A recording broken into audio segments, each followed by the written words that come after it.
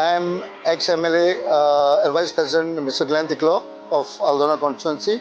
Congratulations CM for this historical step he has taken in passing this bill and getting this scheme regularized, which was pending for many years.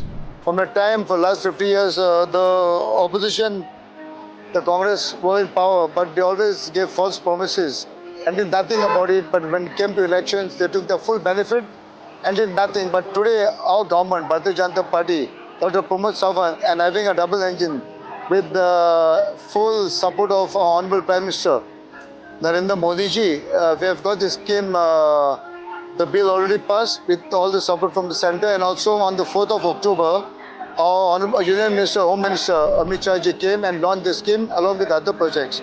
So I thank our dynamic Chief Minister Dr. Pramod Sawant, who is present today, who launched the scheme, and you can see all the beneficiaries taking the forms, and we'll ensure that each and every beneficiary get the form with us. We are our union. Dr. Pramod, I really must appreciate for the step, the daring step has taken and got all this sorted out.